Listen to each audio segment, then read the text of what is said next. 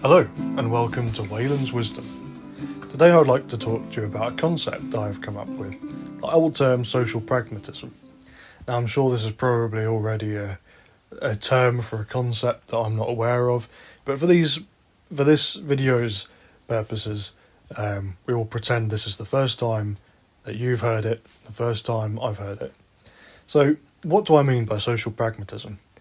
I mean, for social situations, having a pragmatism about yourself, which would seem unhealthy if anyone else was to do it to you.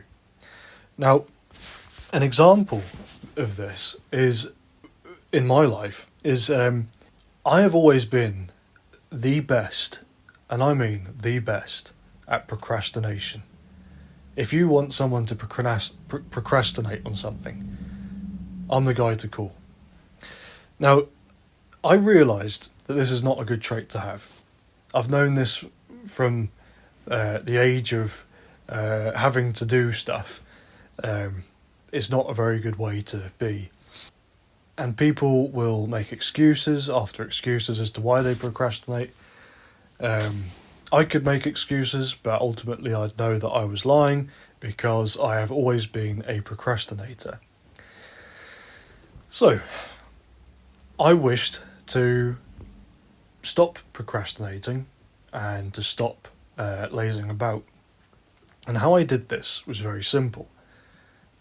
I took an opportunity to do something. I joined a club, which is quite... it's somewhat exclusive, but it's not as exclusive as people think. I shan't name the club for various reasons. But essentially, I chose to hold it in great importance, far greater importance than many people within the club would hold it. And I did it consciously, and I did it for one particular reason. I wanted to have an obligation and fulfill it in an easy enough way so that in other areas of my life, I would have this muscle memory to recall.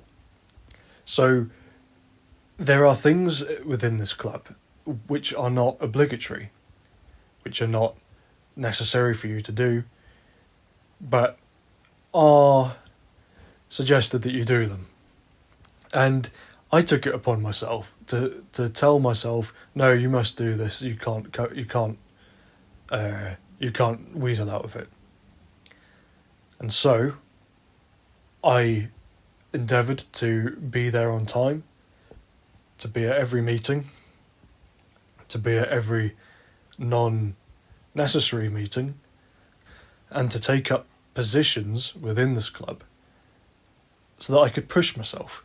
It's an obligation that I do this. I have to do this. If I don't do this, then I am less of me. I'm a lesser version of myself. And so, in other areas of my life, this has helped.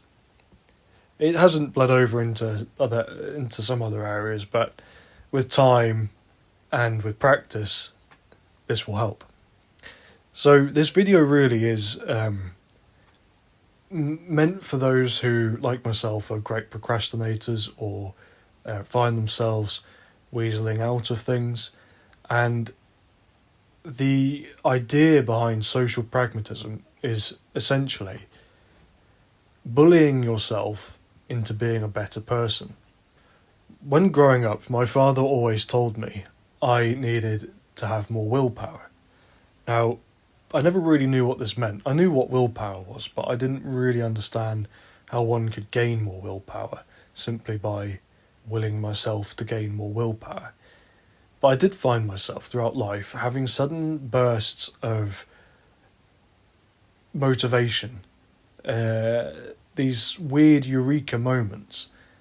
And this is the time to capitalise in these sudden bursts of motivation that I assume that you, dear listener, have, is to tell yourself, right, if I don't do this thing, then I'm an idiot, or I am weak, or I'm less of a man, or I'm this or that.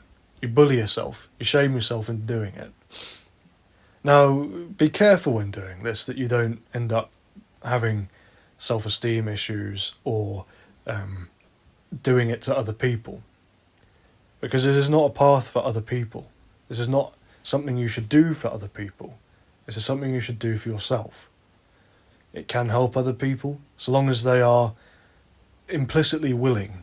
There are some people who you try this on and they will scream and cry, or they will simply just push you out of their lives, which is completely and utterly reasonable. It's understandable. Who wants a friend who will say, "Oh, I can't believe you've weaseled out of this thing or that. How dare you? You're less of a man. You're scum of the earth." But what we need is to be able to do this to ourselves, because really we know we're not as bad as we tell ourselves are, and this will also help us to be humble. Humility is such an important factor in being a social human. You'll see today on the internet in what people have termed the manosphere, which is something that I've paid attention to intermittently in recent years, but was very entrenched in when I was younger. And you'll see figures like Andrew Tate or other sort of alpha male gurus who will exude this undeserved egotism, essentially, this strange sort of weird self-confidence which seems to come from a place of deep insecurity for a lot of them. For some of them it's just sheer antisocial behaviour, or they've really found the secret to being overly confident. But I'm sure you're aware, and I'm sure you've met people like this, where you can just tell that they are confident within themselves, but they're humble about it. Now, this isn't to say that everybody who's humble is necessarily confident with themselves. There is a difference between someone who is humble through self-deprecation and shyness, where they also are humble but from a place of deep insecurity, but not humble from a place of knowing oneself truly and fully. These are people who have a quiet confidence about them. They don't need to tell you how big their muscles are. You can see how big their muscles are. They don't need to tell you how nice their car is. You can see how nice their car is. They don't need to tell you how good a person, how strong a man they are, because you can tell that they are a good and a strong man. You can see in the smiles on their children's faces and the contentment in the eyes of their wives that they are a strong and good man. You can see in their humble charity that they are a strong and humble and good man. Whereas you see in these alpha male gurus, and I use this term because it's the term that many of them themselves would use. I have no problem with men who tend toward leadership, or the so-called Sigma male, which is a strange phenomenon, which would be worth doing a video about. I have no problem with them, but I do have a problem with these fake alpha males on the internet, these gurus, these scammers, deeply insecure men.